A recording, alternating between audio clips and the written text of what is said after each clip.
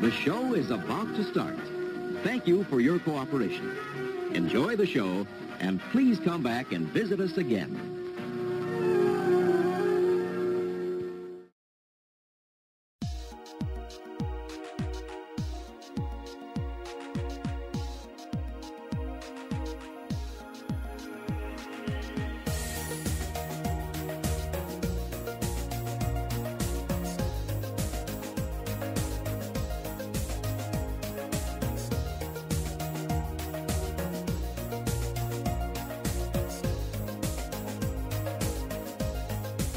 Hello everybody and welcome to episode 121 of the 9 Years podcast with myself, Nick Draper, joined as pretty much nearly always Stuart Deakins. And yeah, we've had another horrendous week, so much like last week we're just going to get straight into it because we feel like we're going to have so much to talk about. It was another two defeats. We've now gone 4 consecutive defeats.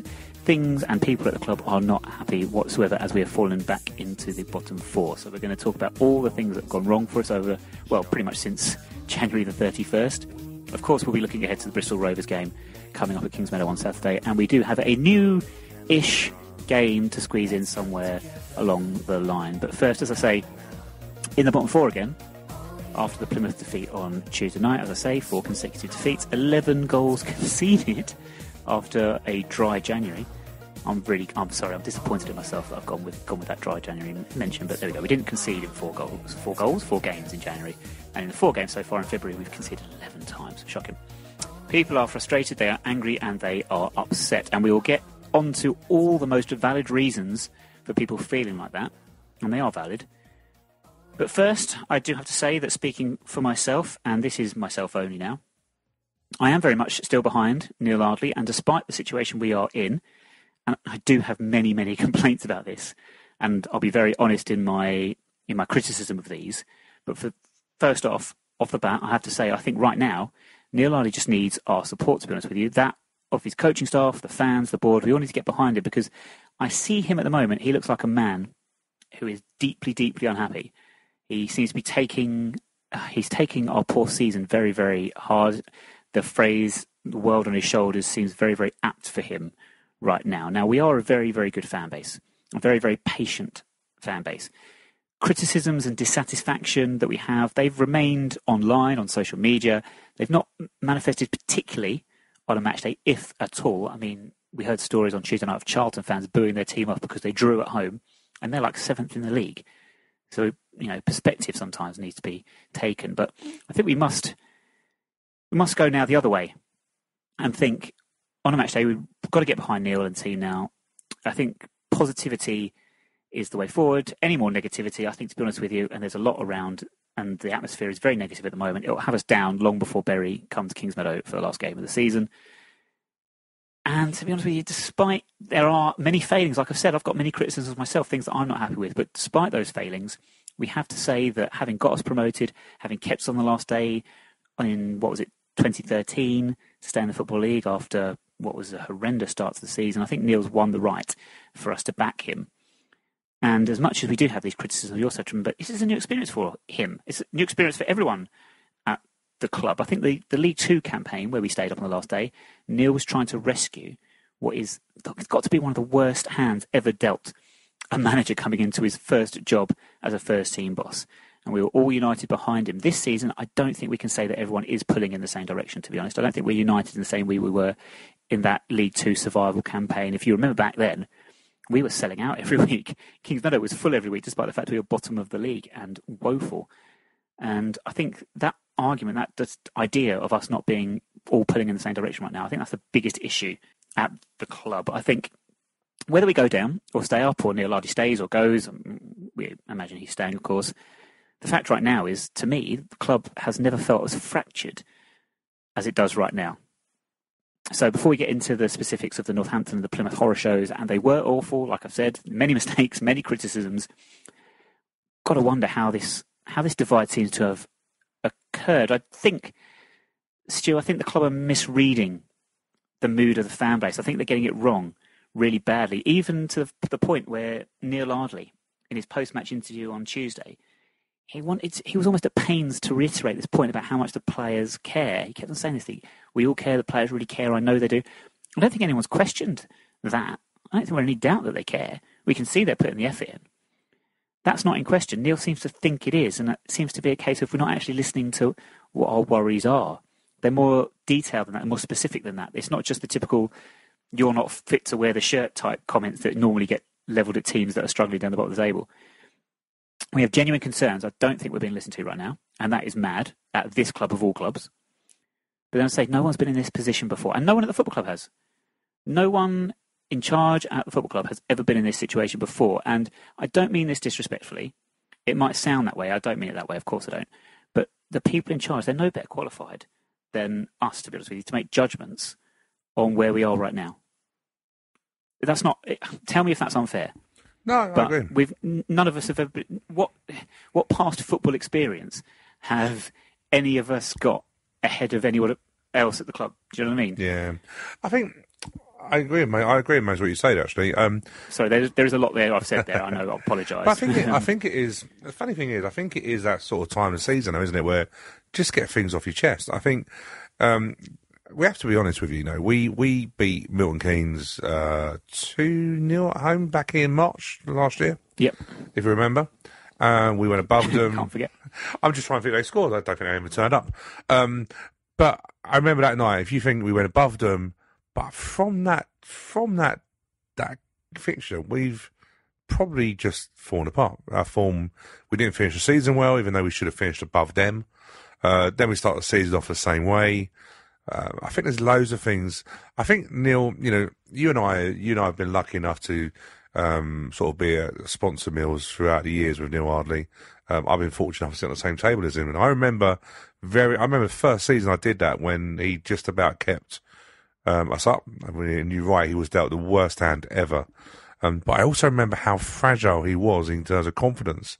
And in the following season, we had a bit of a joke. A lot of Neil Ardley's sponsors, and I was on the same table with Simon Bassey, Neil Cox, who I sponsor his away kit, and Neil Ardley.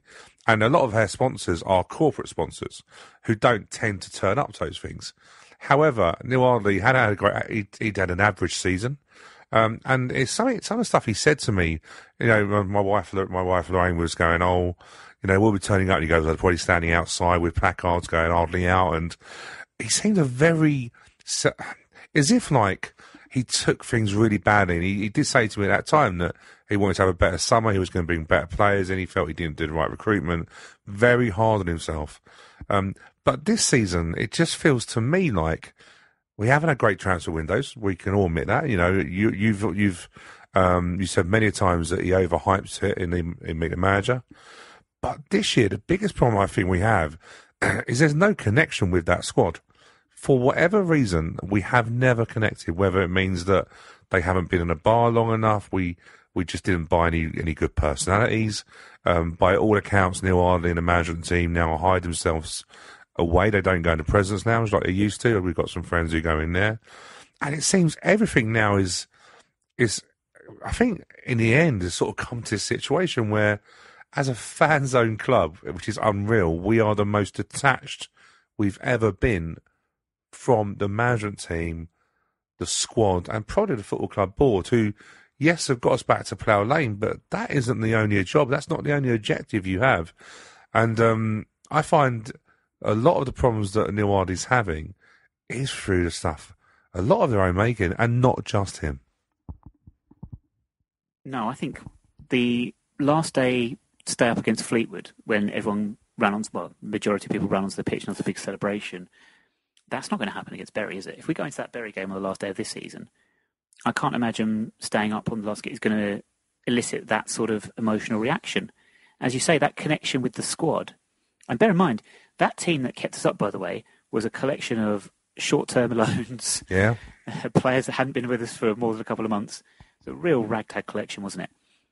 But as I say, we were all united. You're right. We just don't feel that about this squad. I would even go as far as to say, actually, Stu, it wouldn't surprise me if there are people if we got into that last day against Bury and say, I don't know, of course, it's all pie in the sky, but winner stays up, all right? There'll be people that will not want us to lose, but part of them will be like, do you know what?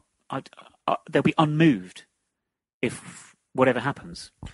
Because the attitude seems to be at the minute, we've brought this on ourselves. you guys are going to have to live with it. Well, it is because, we chat a lot of, we're heavily involved in social media. We have a lot of friends who are Wimbledon fans. We see match days. And I think some people are caught in between this thing of going, if we stay up, does that then mean that we get the same thing next season? I've said to you all along, this is probably the most boring team I've watched in a Wimbledon shirt. I could probably name on one hand the amount of games where I really feel like I was on the edge of my seat. A lot of times, it's Saturday against Northampton.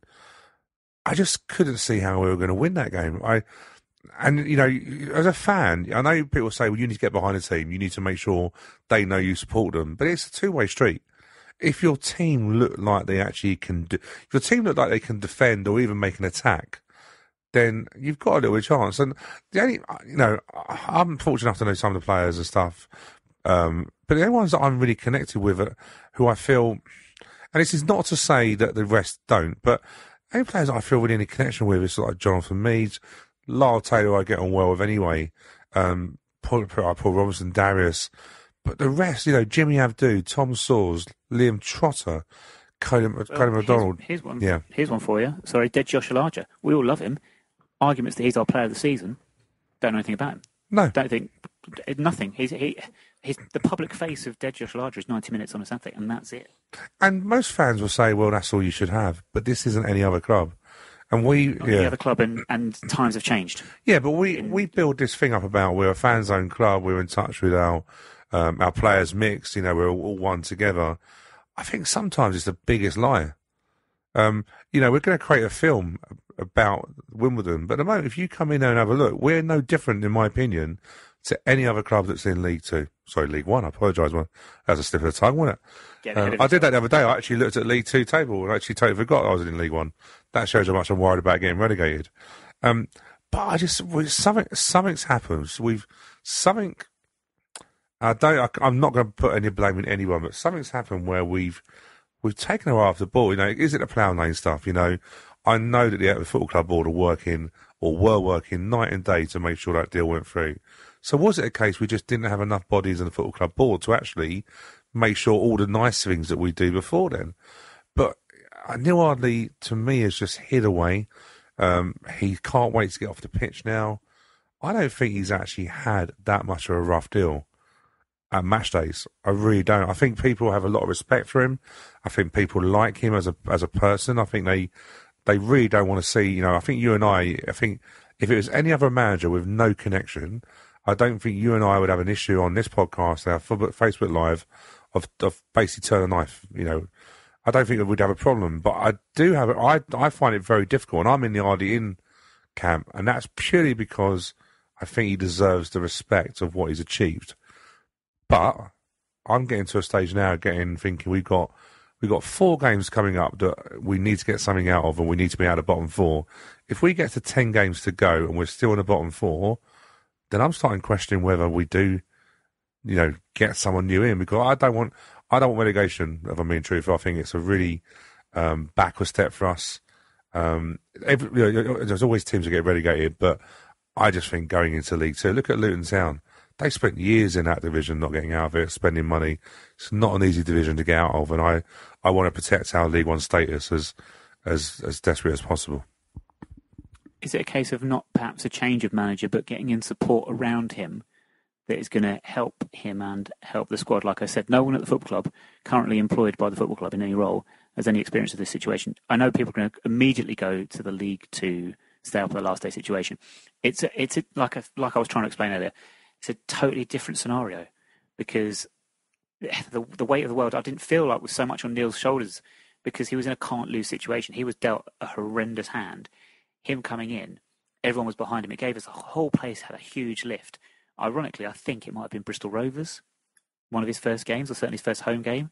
We won 3-1, scored 3 early goals, and there was the atmosphere was so different. All right, things went back to being rubbish again for a couple of months after that. But you don't think it's a case of perhaps we do need someone that knows football, knows what's needed in these situations, that can just be that voice in the ear of Neil Ardley to help us get over the line? I agree, but there's loads of things. There's loads of things you can do. We have Stephen Sylvester, who's I think he's He's not a full-time employee, but I think he's a contractor for as good as the word. I think he's involved with the Middlesex cricket. I think he's involved in the cricket quite a lot. So this is the psychologist guy. Yeah. But we've seen him around a lot. He was there Saturday. He was on the bench on Saturday, which the cynical... Anthony Hartigan can't even get... Oh, I see what you're saying. But yeah, and I didn't see this, but a reliable friend that I have who was outside did see him on the bench. Okay, so to take a pinch of salt, but that's what I'm being told. But you have to wonder sometimes, has he run out? Isn't it what players are not stupid? If they keep seeing a sports psychiatrist, or whatever he's called, I don't know what he's called, to be honest with you. If they keep seeing your manager using that, are they start thinking, well, what's the manager? I get to a stage at the moment where I wonder what players now are starting to question the manager sort of side of it, because some players are not getting in. You've got Callum Kennedy, who can't even get in as a left-footed left-back. He now has George Frankham stealing his place, and anyone else that can play there but Callum Kennedy. I know he come back in for the Plymouth game, but there's so many things that we seem to do in knee-jerk reactions. But what I would say, match days at home, they're boring on the pitch, but they're boring. Everything about a match day at Kings Meadow at the moment is boring. Now, we're saying about, we need to get a crowd behind. So maybe do we need to do something pre-match? Mikey T is one of our good friends, but do we need to get, I don't know, someone drumming up the crowd, someone building up the crowd or something, the music, anything you can do to try and get the crowd at 3:00, not clapping on a team as if there's some sort of I don't know, last rites. It just, everything about a match day at home is so boring. It can't fail to get to the players. And hey, they turn up at second half. Is that just because it's so boring? I say there's going to be loads of points we raise here. Just to answer that last one you made there very, very quickly, I think wrestlers' entrance music. I think every player should have their own theme song and enter the pitch individually, and that would get the crowd going, no quarter doubt. To 3.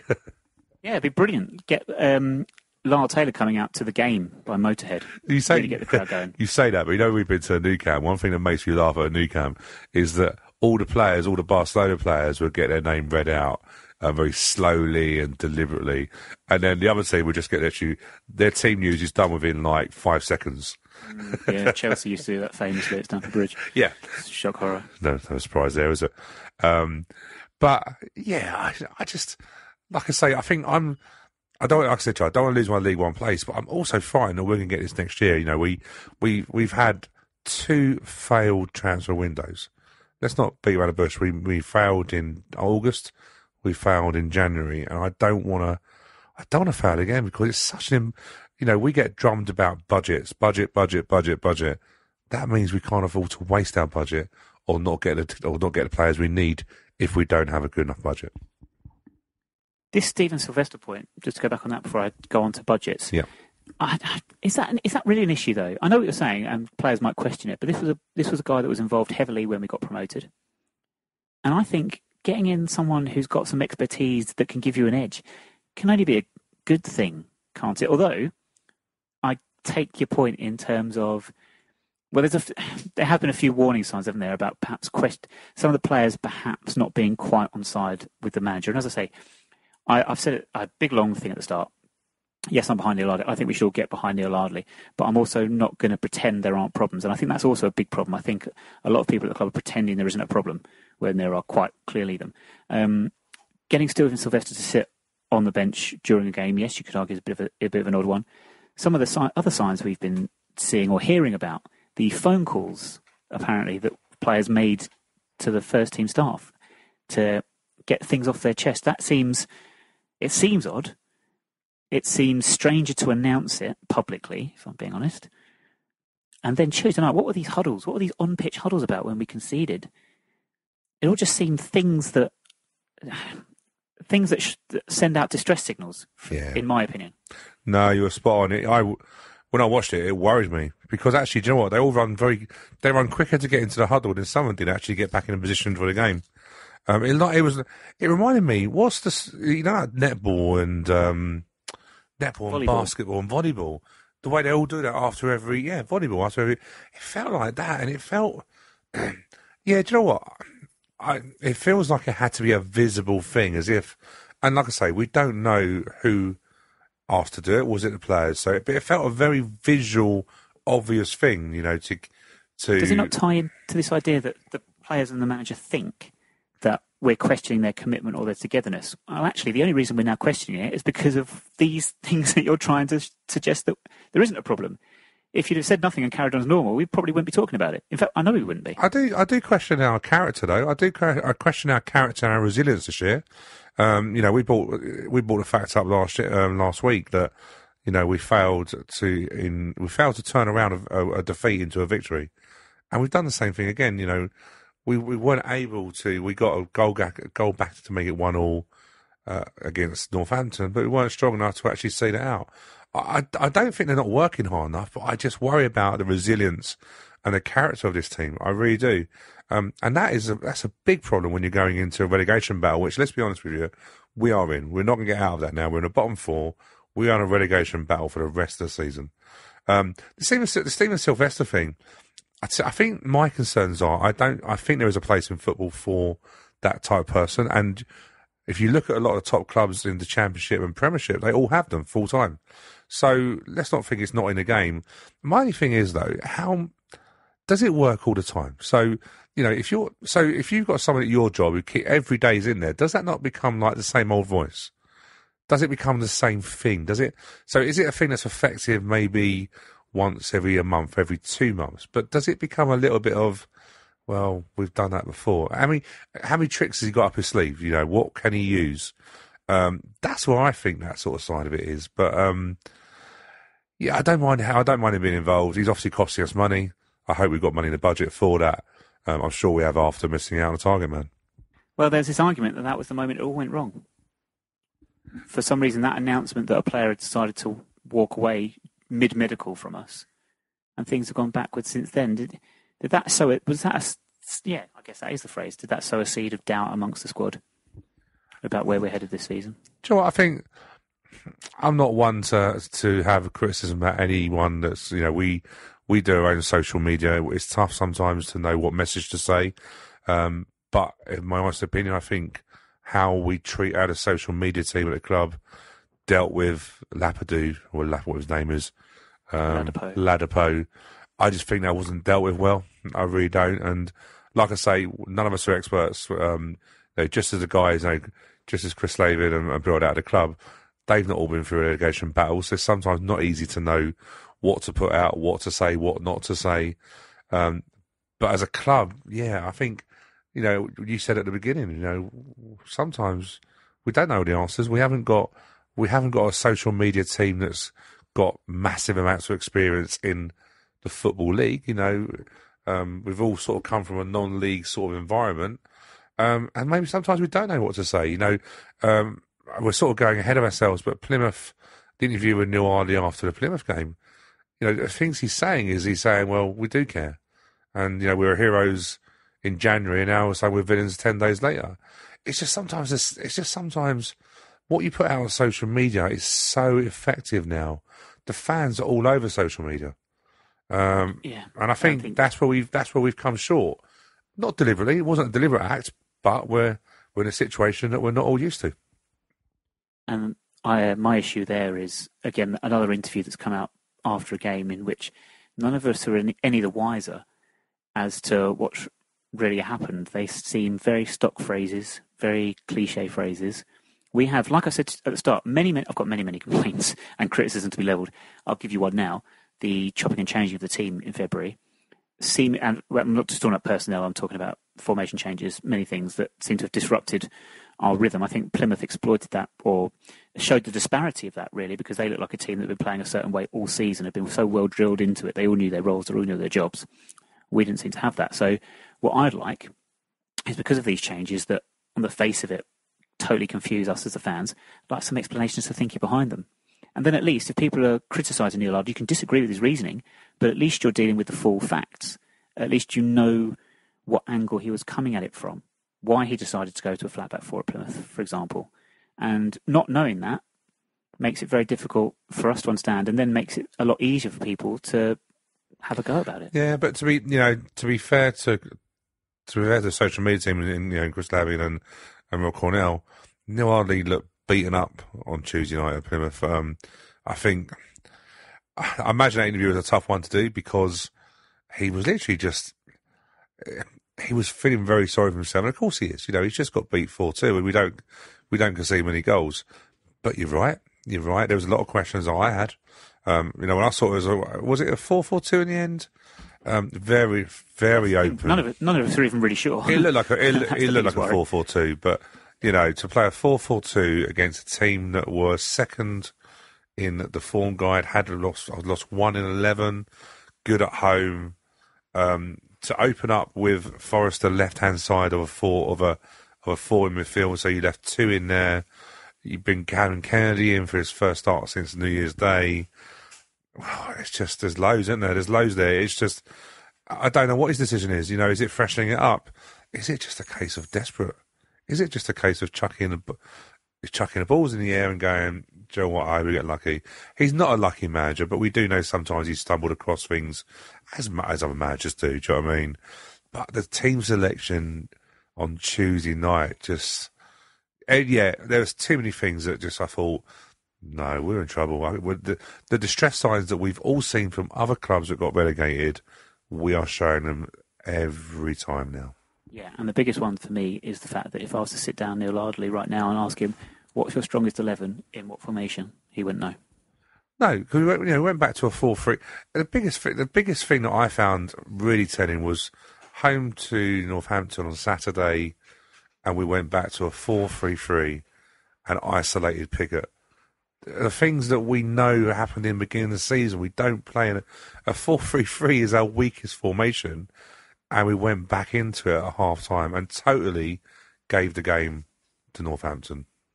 And when we keep doing that, I just wonder, is that a manager that's thinking clearly? Is that a manager that's under pressure and, you know what, can't see the wood for the trees, is just now trying anything he can? He's trying to mix things around, change things around, hoping that he stumbles across something that's going to change that momentum. Because that's what he's saying. He's going, we were heroes in January, and he's right. We beat a bang average Bradford team that are out of form, a Southend team that was waiting to sack Phil Brown. Let's not kid ourselves. We beat teams that we should have been beating, and now we're getting found out against the teams that need to win now, and they're not letting us off with anything like that. Do you think this all plays into the theory that I've had all season long, and probably people are bored of me saying it, but this theory that we think we're better than we actually are, in that what happened in January was that we went into a 3-5-2, we figured out a way of playing 3 centre midfielders, dominating the midfield. It was horrendously dull to watch. It was horrendously boring. I was actually listening back to my review of the Blackpool game on this here podcast a few weeks ago, and people told me off actually after that because I was so negative and so critical. But what I was saying was, yes, we've won 2-0. It was awful. It was percentage football. It was negating the opposition and taking our chances when they made mistakes. But I wasn't moaning. Okay, it sounds like you're moaning because you're saying it's so boring, it's so dull. It was, and it is, but it was playing to our strengths, which is going to keep us in this division. As I say, there just seems to be this attitude that we're so much better than this fourth bottom position. We've got players that are so much better, which just hasn't fallen for us or whatever. And then once we seem to have arrested this slump with that good January, I'm going to say, Neil, I don't know if it's fair or not, but seems to have gone, excusing an injury for Barry Fuller, by the way, but in other areas of the team, has gone, oh, now's our chance. Now we've settled ourselves down and we've got a bit of form together. Now's the chance for us to show how good we are and how we can be a bit more expectant. We can't be because we're rubbish, which again is not me being negative. We're in the relegation zone for a reason. Yeah, we are a poor side, but I think we're a poor side purely because of the gaps in our squad that we have. I seriously believe that. I don't think we don't have a strong enough squad for the budget we have available. We've gone too top heavy in the midfield area. We've probably bought players, and this is all hindsight, so I'm not going to say I'm a genius, but Callum Kennedy bringing back in, did we need to do that? Did we need to give Paul Robinson another contract? There's loads and loads of things, we weren't expecting to fall upon Anthony Hartigan, although we obviously don't know what's happening with him at the moment. But I just think there's so many things. The boring side of it, don't get me wrong, once you get into this stage of the season, you take boring wins because you have to. Points mean the world to us at the moment. So if we turn up on Saturday against Bristol Rovers and play the most boring game, score a late winner, it goes in off someone's backside, you get your 3 points. No one remembers next season that you only got a point because of a dreadful error. No one goes to, yeah, but do you know what, that Bristol Rovers game, that was boring, wasn't it? Is that what you want? Yes, of course you do. You want results. My issue about boring football was we started the season off boring. It's an entertainment game. It's an entertainment game. We keep ourselves amused because we do the Facebook Live stuff. If it wasn't for that, I think I'd spend most games probably going back in the bar. It's been that bad. But of course, when you get to this stage of the season, you cut all that rubbish. You don't want to. It's not about entertainment. This stage of the season, it's about picking up the points you can. We haven't done that. But yeah, there's loads of I think we've got a lot to do. I do think one of the biggest things that you and I have been a bit fed up with is that when we've won games, it seems to be that for whatever reason we get the management team coming out going, well, we told you we were a good team. We told you that the stats weren't lying. There's so many errors that I believe that the management team have made on their social media output that I really wish they would ask for some feedback next year. Ask for some feedback, because that's what that in my opinion, that alienated me. I went to a stage of going, I'm not going to watch the people that we employ go, told you so. You feel like you're being lied to because what's in front of your eyes is not what they seem to be seeing. And it's very frustrating. It's very, very frustrating to be almost told. Well, I can't put it in any other words. But it feels like being lied to. Yeah, and you and I know football. Yeah, we're not coaches or anything at that level, but we know football. We know we play well. We know we not play well. We can pick holes in a lot of things. But I think that's been the biggest frustration through, us, both me and you, and also a lot of people we know, when they're just going, you're not telling us, you're not being. It's like being humble sometimes. Going, do you know what? Yeah, fans have been on our back. We got lucky today, but finally today the stats have helped us, but it become a stage of stats, budget, and even to the extent now where the nil-RD in people keep going, but budget, we don't have the budget. We're in in the league table for budgets, we're doing really well. It seems like some of them have been hypnotised by it. That's the thing, isn't it? And that budget, this does rile me, really does rile me, because as much as I am supporting Eli, like I say, and I'm behind him, what I can't stand is how people that have been behind Neil Ardley from the start of the season, almost beyond criticism from them. This budget, we should be happy where we are on the table. We're overperforming where we are with the club. These things might all be true, but these were not the things you were saying at the start of the season. You were telling us this is our best squad ever. We could be pushing for top 10. We could be pushing for top half. And now it's got to this stage late in the day when we've realised that was an absolute lie. We're clearly struggling big time. And all of a sudden, the argument's changed. It's like, well, yeah, we don't really have the budget and we're overperforming anyway to be in this league. And it's like, well, yeah, if you'd have said that from day one, I wouldn't have an argument. But that's not been the argument. The argument when we were losing in those early days of the season was, it was unlucky, take time for new style of play, all these sorts of things. I'm thinking, when you start making excuses because you don't want to be or admit you're wrong, then I think you've lost the argument there, in my opinion. No, I agree. And it did, it definitely, it alienated me a lot. I only listen to the iFollow interviews now so I can be a little bit clued up when we do this, because I sound a little bit stupid if I didn't know what he was saying. But I do, and do you know what, right? This is the funny thing. I could quite happily, and I have, I can quite happily look Neil in the eye and know that I would say nothing on here that I wouldn't say to his face, and I still get on well with Neil. Yeah. But I'll be truthful, we got an end of season meal, haven't we, coming up, probably in May. It's probably gonna be one. The end of season meal probably coming up. It's probably gonna be one of the most awkward ones that we've done for a little while. Because if I'm being truthful, I would love to provide some feedback. It feels like I'm in some sort of job now, managing one of my people on my team. But I would just say, do you know what? Everyone respects you so much for what you've done, but those were own goals. The own goals that we scored on what we released on our social media were crazy this year. And next year, Neil Hardy being here, we've got to make sure this squad has personality.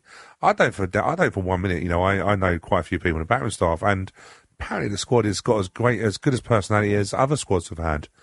But this year, for some reason, we've just closed the doors, haven't we? We've closed the doors and gone, you can't get in.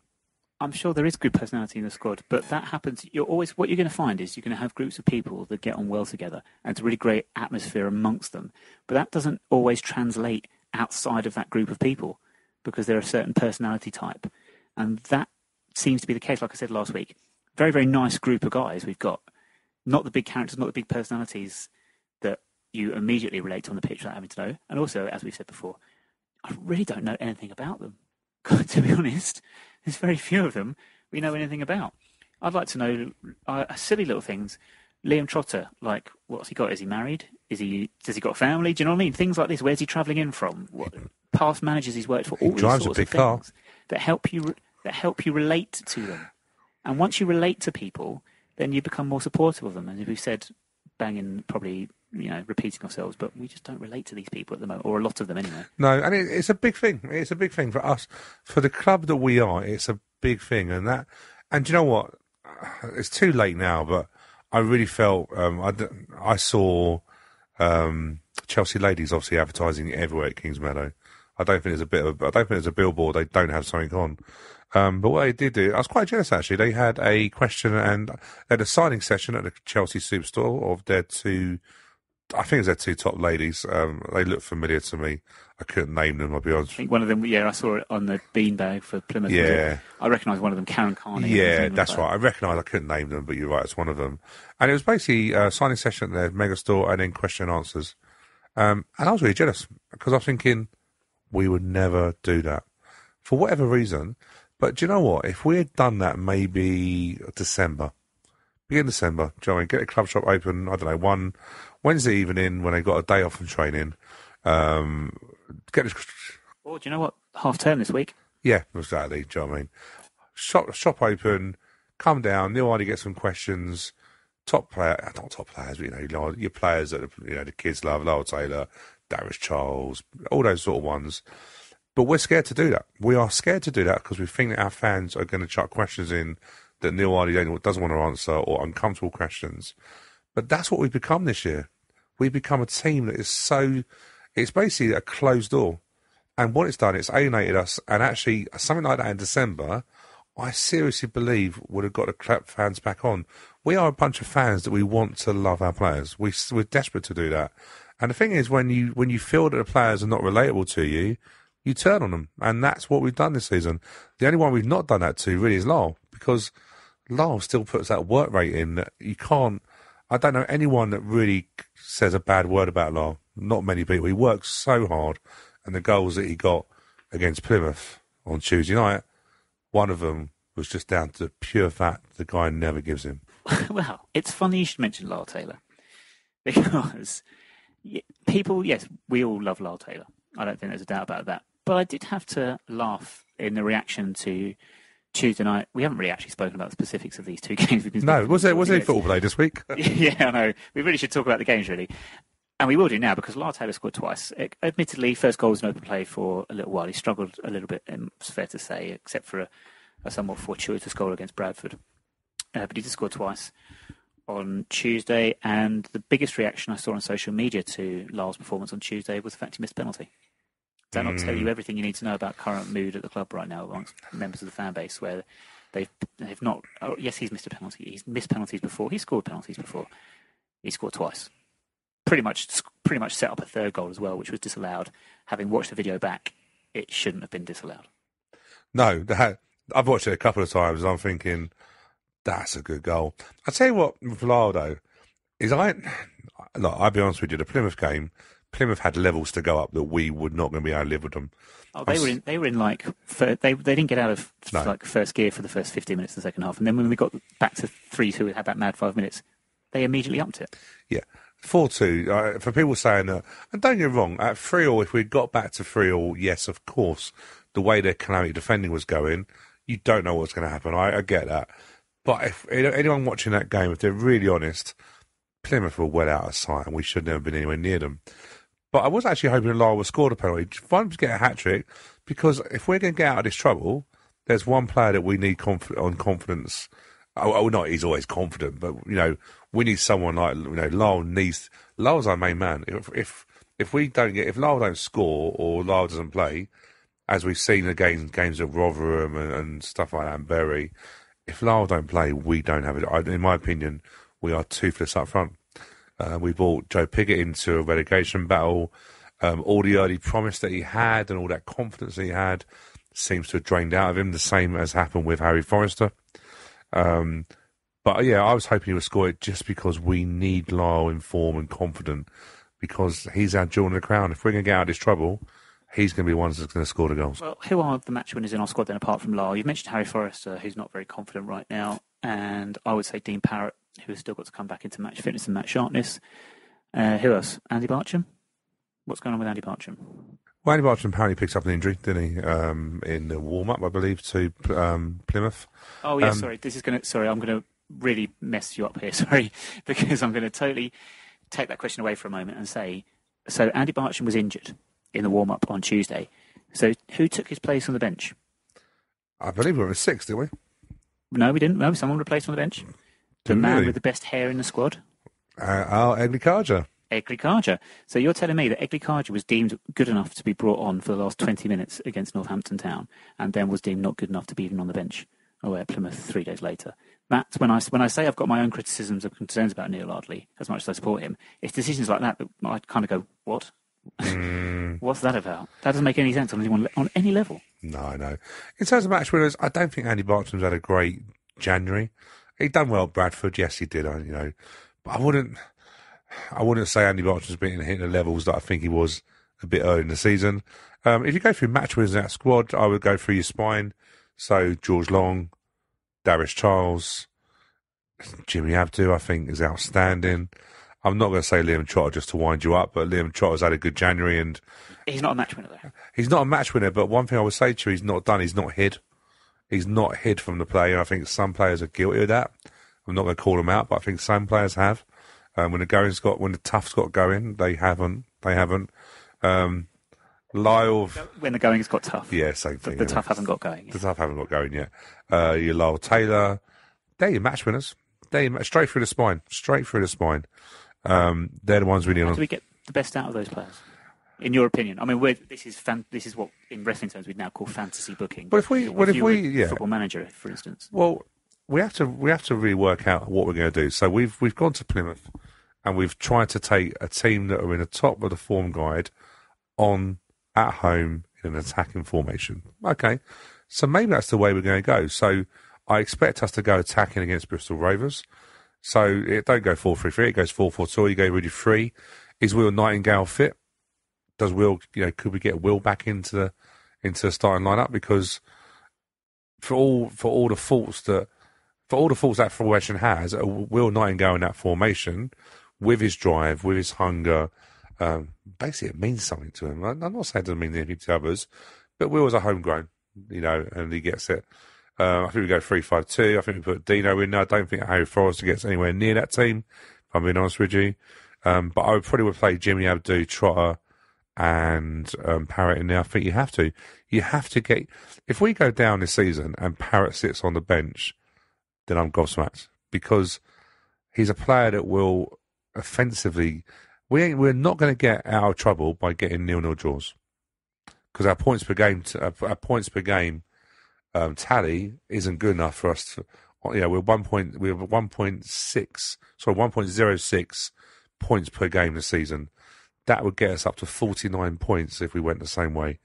Neil Ardley's already said that 50 is the magic number, 52 at a push. So if we can't go defensive. If we're going gung ho, Dean Parrott goes into that squad all the time.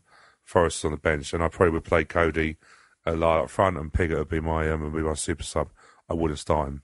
Is Tuesday night then at least not some encouragement that 4 games at home to Bristol Rovers, I know we'll come on to it shortly, Neil will be quite happy to let the shackles off a little bit. Whereas Dean Parrott in the early weeks of the season, if you remember, it was so frustrating to watch because I thought we had a match winner there that can get on the ball and make things happen, and he was almost asked to nullify those attacking instincts to do a job defensively, which is fine. It seems to be a waste of a player. As much as Plymouth are well organised and well drilled, their creative players were given a licence in positions to try and make things happen, where I didn't think Dean was given that option earlier in the season. So does that sort of more attacking intent that we seem to start with on Tuesday night perhaps think we could see that shift for these home games, of which I've got to say, that's not the worst set of home fixtures we've got remaining either. No, although Bristol Rovers worries me a little bit because they've had a good couple of results over the last couple of... they won at home to Rochdale, and I'm trying to think now, I think they were Oxford, weren't they, and got back from 1-0 down and got back to 2-1. So they've done something that we haven't done all season, is come from behind and win a game. Bristol Rovers worries me because, like I say, we turned them over on their in their backyard. I don't think they're going to like it too much. They're going to want to get revenge. They beat us at home last year. It's not the greatest game, if I'm being honest with you. I'm worried. Second in the form table over the last 6. Yeah, I tried not to get onto that as well. I didn't want to put too many negatives in front of that. That worries me a little bit. We go to Peterborough. I think we know Peterborough. They're hit and miss, aren't they? They're hit and miss. You pick them on a bat, you pick them when they're playing well, you can get turned over by 3 or 4. You pick them on one of their unbelievably bad days, and you could go there and win by 3 or 4. And you have to remember when we went there last year and won 1-0. By all accounts, that could have been 4 or 5 then, couldn't it, that day?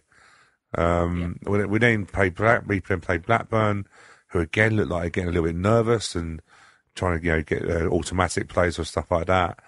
Do you know what? I think the fixtures are very much a much for muchness. I think, to be honest with you, I don't think we worry about the opposition too much. I think it's very much us. It's very much how we play. I think if we're going to worry now at this stage of season the opposition, then that will concern me because we're going to set up to try and nullify the opposition. We've got 14 cup finals, and they're going to go very quickly. So I think we just take one game at a time, the old adage. But it's how we go. It's how we go. I think if we go, if we have gone, do you know what? We're just going to go for it now. We're going to attack. We're going to score more goals than you do. Hey, I think that's a better way of doing it. I'd rather do that than go defensive. How is the points per game average looking for the teams around us in the table in this fight for survival, which I still think is just one place? I think 3 teams below us have all gone. But how about some of the other teams? Northampton, Fleetwood, Doncaster, these sorts of teams. Yeah, do you know what, statistically? So if you look at the season as a whole, we are 1.06 points per game. Milton Keynes are 0.97. Bury 0.81 and Rochdale 0.89. So they're under a point a game. That's good for us. The teams above us, Northampton 1.09, same with Oldham 1.09, Fleetwood to 1.16. I think what the interesting thing to look at is the last 8 games. I know we're camouflaged because those last 8 games also include Bradford, Southend. I'm trying to think they probably would include them now, wouldn't they? Blackpool. Yeah, so the last 8 games we're 1.25 points per game, which means if we went along that same form, we'd probably hit about 52 points. The funny thing is, and I shouldn't laugh too much, but I will, Milton Keynes are half a point per game over the last 8 games. That's terrible, but great as well. Hey, look, did you say 0.5? They get half a point per game. Hey, look, that's in percentage terms, that's still more than they fill of their ground every single week. Very true, very true. Bury picks up a little bit, 1.13, and Rochdale 0.63. We've got to hope that obviously the cup game takes it out of them, although I'm reading in the press today that they have laid a new... This makes me laugh. If we go back to Eastleigh, when they couldn't get their pitch sorted out, they laid it very late. Rochdale are expecting their pitch, they've relayed to settle in a couple of days. Yeah, apparently they reckon that's going to help them. Not going to happen, is it? It's not, but their chairman has basically said they're going to invest £500,000 that they're going to make from the Tottenham game on their pitch. It's not just a Tottenham game, it's an investment to help them play pretty football and the football they want to play to get out of trouble.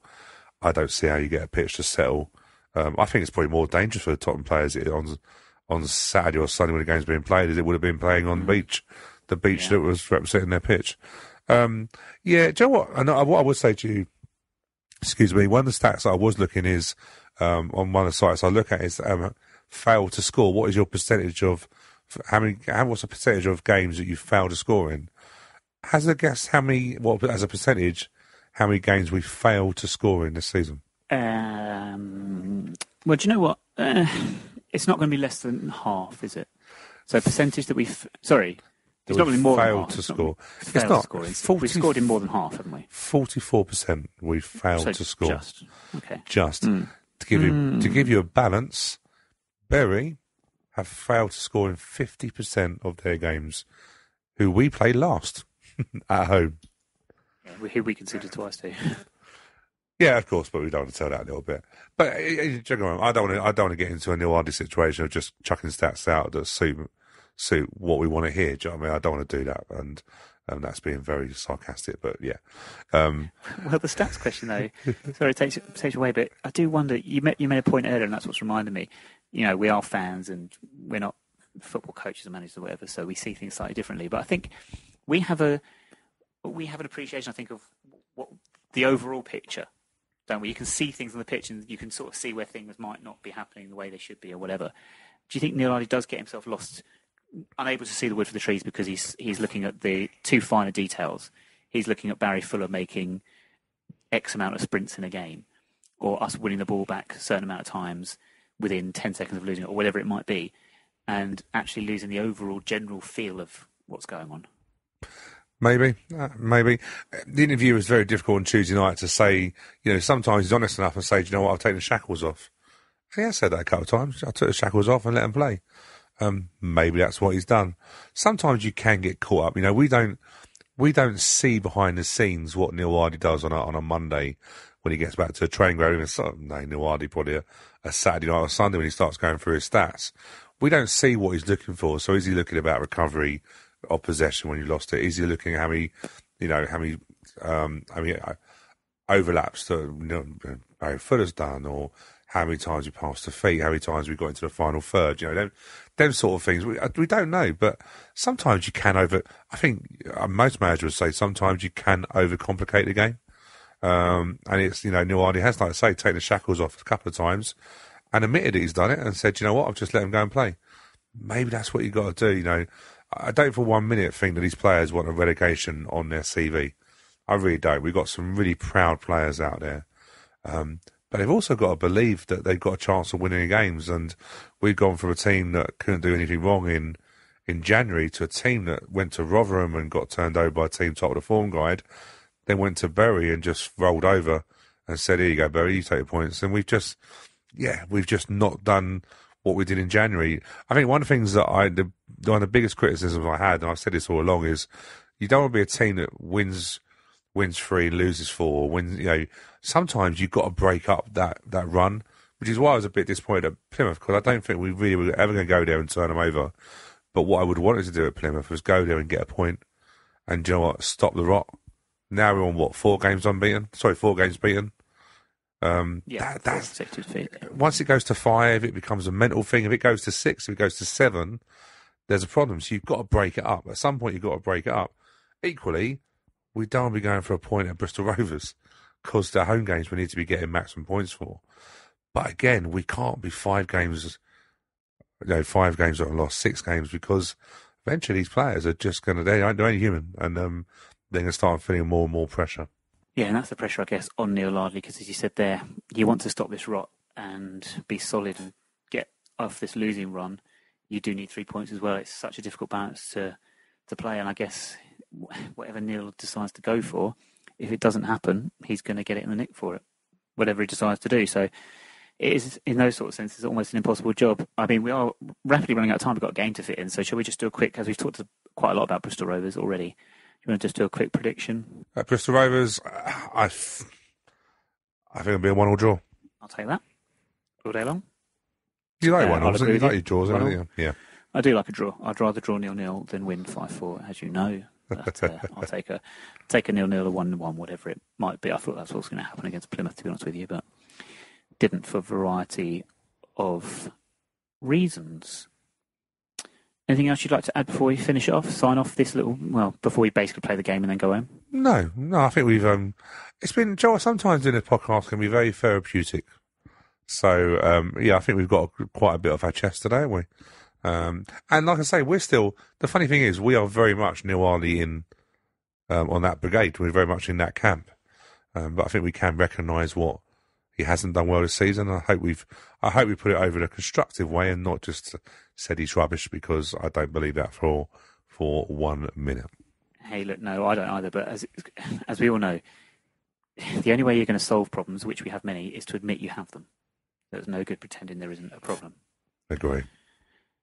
Right, game. The George Long Road to Wembley. Yeah, I know, we sort of got rid of it because it was a bit repetitive. I was and boring. rubbish at it. And you sucked. So, yeah, I did. You did. So we've got a new game, a newish game. We're going to welcome back listeners. It is the great return of the much-loved 9 Years podcast game, A Pyre or... No, I'm not going to do that. No one ever wants that back again.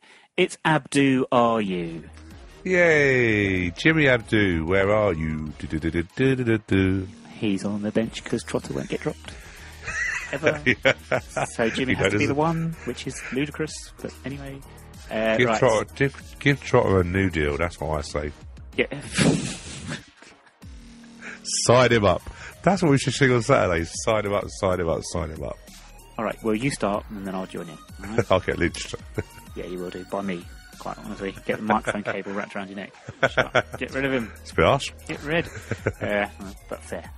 Right, this player that Jimmy has gone to visit this week, ironically, this player that he's gone to visit has a bit of a broken compass. It only appears to point south. Oh.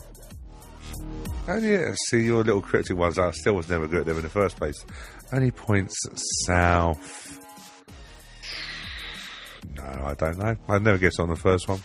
No, first one's always tricky. Second one narrows it down quite significantly. This is a defender who scored 4 goals for us in 35 appearances across 2 seasons. 4 goals across... I'll go for just something that's totally out there. I don't know, Steve Butler. Steve Butler, okay. All right, well, third clue. This player made his debut for Brentford as a substitute. So when he made his Brentford debut, it was as a substitute replacing Jamie Fullerton. And then he went on to follow Barry Fuller for the twilight of his playing career.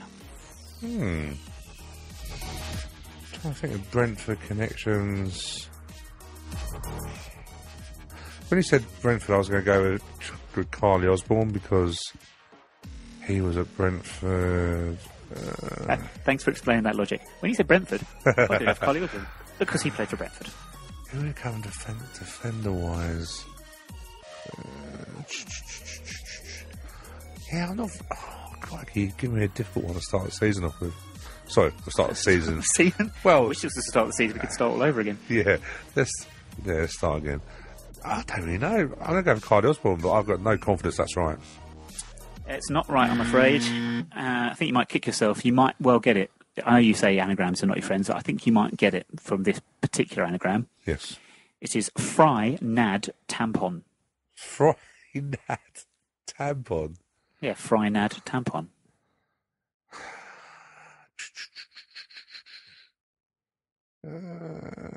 No, I haven't got a clue. No? Tampon. Yes, Fry Nad Tampon. It's fair to say this player had a good period with us. Andy Frampton? Oh, there we go. I thought you'd get it from that. Well done, yes, Andy Frampton. Did he really start at Brentford? Well, I don't know if he started at Brentford, but he made his debut for Brentford, whenever that was. So I think he actually started at Crystal Palace. I could not remember the Brentford connection. Obviously the Millwall connection, but... Millwall and Barry Fuller, of course, Gillingham and then AFC Wimbledon. Yeah. And his compass, by the way, that appears to point south is because his career was spent with southern-based clubs, Gillingham, Palace, Brentford, Millwall, Wimbledon, some loans to places like Swindon, so yeah. Yeah. Swindon. Okay. Swindon's a great place. Do you realise they've signed Mark Richards? I have heard this on a free transfer. I think it's a rumour that's going around. Not too sure it's true. I think he's already scored goals for them, so yes, I believe that to be true. He's a trialist. League 2, Swindon. Who are top of the League 2 right now? Exeter. Exeter are top of the League 2. If you take away a few teams. All right, okay. Who might those teams be, Stu? Accrington, Wickham, Notts County. This is what I don't like. Right, if we get relegated this season, Luton are above us. No, it's not. So, but we will lose our League One place to teams that we obviously had many good battles with and don't really like. You know, the Wickhams and the Accringtons and the Lutons and even Mansfield could, you know, get out of. Oh, no, not Mansfield. If Luton go above us, in some respects, the natural order will be restored. Because when we first set up in the Combined Counties League, they were a League One club. So yeah, true. And do you know what? Not that I want to talk about relegation too much, but actually teams like Luton and Wickham and Exeter coming out of League Two wouldn't do us any harm in terms of getting back up first time. So I think that would make that league quite ordinary. I don't want to look too much at League Two, but they're teams that have been around been around the top end quite a long time, haven't they? And you know, the teams that technically, I just find, you know what I find the most ironic thing that could happen this season is that they go down and we join them. Life sucks. Yes. I'm not going to lie, I got somewhat distracted there. I do apologise. So I actually have no idea what you said. You watching wrestling again? I wasn't wrestling. Do you know what? To be honest with you, I was sensing that you were rounding off the show, as it were, and I remember we had a message from the ladies' team that I must deliver. Yes. Before we sign off. So we were doing great this season. I did not want to forget that. So they beat Haringey Borough 12-2 on Sunday, and they are, I believe it says it's the last home game of the season this Sunday against Norwich. Yes. Who are just one place club. It can't be the last game of the season. Don't they have a weird way of dealing out the fixtures? I believe there was, and what I was really pleased that the club did this weekend is that there was a, just as much as our fixtures were on there on the billboard, so were the ladies' fixtures. Oh, fantastic! Yeah, so they have got 2 away games to finish off the season. But I don't know, can they be caught at the top of the league at the moment? I think they're doing quite well, aren't they? I know sometimes the way ladies' fixtures work, some teams have games in hand and stuff, but I think I don't want to count our chickens before they hatch, but I think they probably don't have to go up this season. Yes, I think so. Fully deserved. And yeah, they're playing Norwich this Sunday, so the ladies would very much appreciate a big, decent-sized crowd coming down and supporting them to celebrate what has been a great season. So at Gander Green Lane, Sutton United, of course, 2 p.m. kick-off. Aside from that really is it, I think, Stuart. I can't think of anything else to add. No, we've had our rant, haven't we? We've got things off our chest. And, just enough time to say thank you very much for joining me. Thank you. Sorry, I wasn't really listening to you. So rude. Thank you very much for remembering to switch your microphone on. It always helps, doesn't it? Always helps. And please do so again next week. Thank you. Join us for updates on Twitter from Bristol Rovers at 9YRS Podcast, facebook.com/9YRS Podcast for Facebook Live broadcasts on the day and all that business. You know that. Articles from Jim Potter and Andy Dixon online. Catch up with those 9YRSpodcast.org. And aside from that, we'll say thank you very much. And please join us next week when we will be joined by Paddy McGuinness to see whether cheating on your wife really is the preserve of talentless no-mark celebrities. Alexa Bliss, bag first, milk last, and we will speak to you again next week.